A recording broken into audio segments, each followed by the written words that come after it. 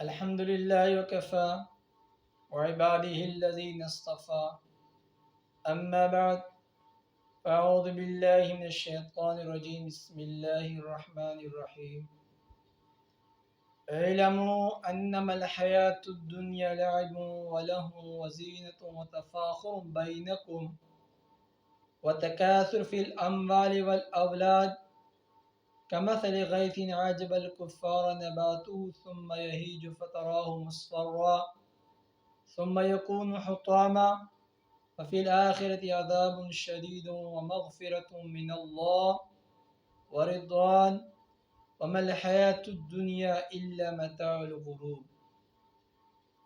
عن ابن مسعود رضي الله عنه قال قال رسول الله صلى الله عليه وسلم اقتربت الساعة ولا يزاد الناس على الدنيا إلا حرصا ولا تزداد منهم إلا بعدا او كما قال النبی صلی اللہ علیہ وسلم. جامع صغیر رقم حدیث 1321.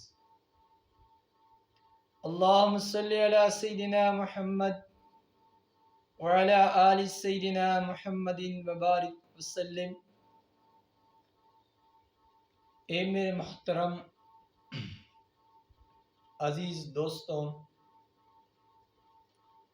آج آپ کے سامنے حرص اور لالچ کے نقصانات بیان کرے گا. قرآن حدیث کے حوالے سے ہم سماعت بھی کر لیں، عمل کی نیت سے دوسروں تک پہنچانے کی عزم بھی ہماری ہو. پہلے ہم قرآن پاک عظیم الشان کی طرف آ جائیں. سورہ حدید آیت نمبر 20 میں اللہ جل شانہ کا فرمان مبارک ہے: اے لوگوں، دل کی گہرائیوں سے جان لو، دنیا کھیل تماشا ہے اور ظاہری اعتبار سے صرف زینت ہے.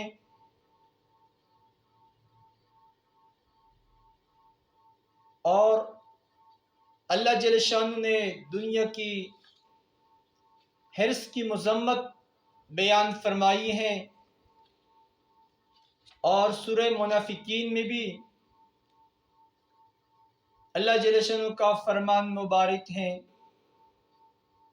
آیت نمبر 8 میں یا ایھا الذین آمنوا لا تلہکم اموالکم واولادکم عن ذکر اللہ ومن یفعل ذلک فاولئک هم الخاسرون. اے لوگوں، اے ایمان والو، تمہاری اولاد، تمہاری مال تجھے اللہ جل شانہ کی یاد سے غافل نہ کر لے، اور جو غافل ہوا فَأُولَئِكَ هُمُ الْخَاسِرُونَ، اور یہی لوگ نقصان میں ہیں، خسارے میں ہیں، دنیا کے اندر بھی اور موت کے بعد بھی. ہمارے پیارے نبی صلی اللہ علیہ وآلہ وسلم کا فرمان مبارک بھی ہے: اقتربت الساعہ، قیامت قریب آ گئی، ولا یزاد الناس علی الدنیا، لوگ زیادتی نہیں کرتے ہیں دنیا میں مگر الا حرصا، مگر حرص کی وجہ سے، ولا تزداد منہم الا بعدا، اور حرص لالچ کی وجہ سے لوگ اللہ جل شانہ سے بھی دور ہوتے جا رہے ہیں.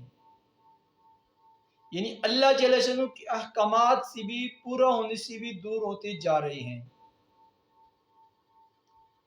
اور ابن عباس رضی اللہ عنہ سے روایت بھی ہے کہ پیارے حبیب علیہ السلام کا فرمان مبارک ہے: من غمان لا يقضي إحدهما همته منغوم في طلب العلم ولا يقضى نهمته ومنغوم في طالب الدنيا لا تنقضي نہمتہ۔ اور امام الانبیاء علیہ السلام کا فرمان مبارک بھی یہ ہے،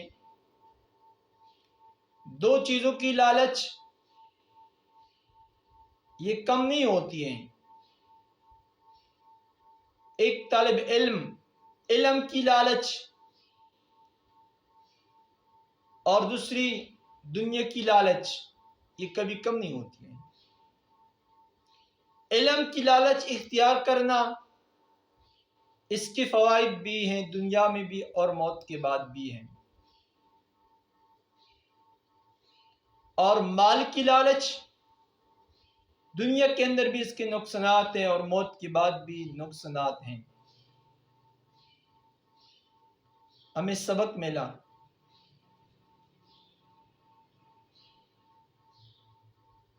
اور حکیم بن خزام رضی اللہ عنہ پیارے حبیب علیہ السلام کے پاس آئے،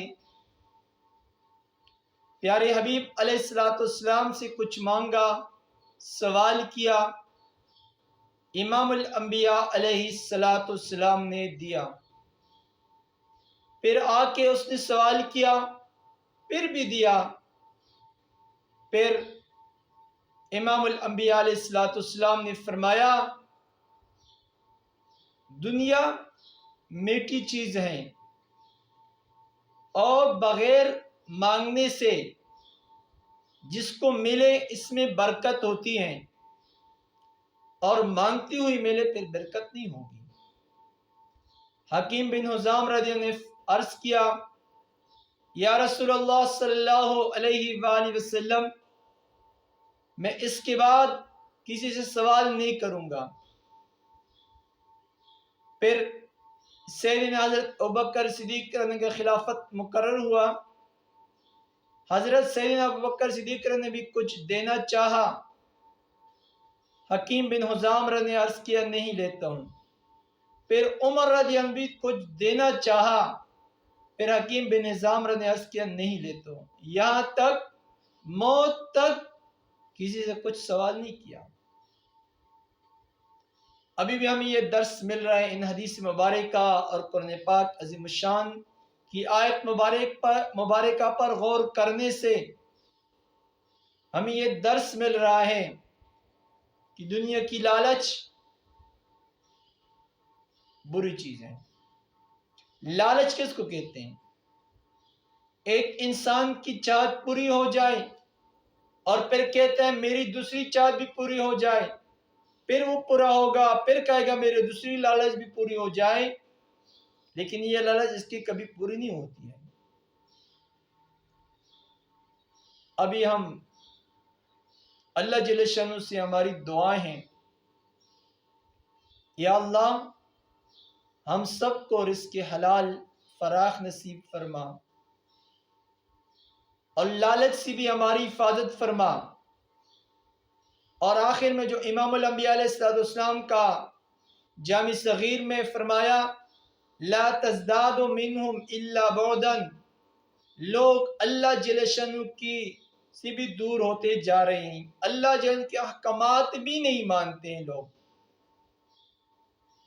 نماز کیوں نہیں پڑھتے ہیں؟ جی میرا کاروبار ہے۔ اتنا زیادہ کاروبار تم نماز نہیں پڑھ سکتے ہیں، آپ قرآن پاک عظیم الشان کی تلاوت نہیں کر سکتے ہیں، مسجد نہیں جا سکتے ہیں، اللہ کے راستے میں آپ کو وقت نہیں ملتا ہے۔ ایک دنیا کی لالچ کی وجہ سب کچھ ہو رہا ہے۔ دنیا کے اندر بھی نقصانات اور موت کے بعد بھی نقصانات۔ دنیا کے اندر نقصانات تو مال میں برکت نہیں ہوگی، دنیا کے اندر نقصانات مال میں کبھی بھی برکت نہیں ہوتی ہے، اور موت کے بعد بھی اس کے عظیم ترین نقصانات ہیں۔ اللہ جل شانہ ہم سب کو دنیا کی لالچ سے محفوظ فرمائے، اور دوسروں تک ابھی ہم اپنے دل کے اندر یہ سوچ لے کہ میرے اندر یہ چیزیں موجود ہیں یا نہیں ہے، اگر ہے تو پھر استغفار کرنا چاہیے، نہیں ہے اس پر اللہ جل کا احسان شکریہ ادا کرنا چاہیے، دوسروں کو اور دوسروں لوگوں کے اندر ہیں اس کو محبت کی طریقے سے سمجھانا چاہیے کہ وہ بھی لالچ سے محفوظ ہو جائے۔ وآخر دعوانا الحمدللہ رب العالمین۔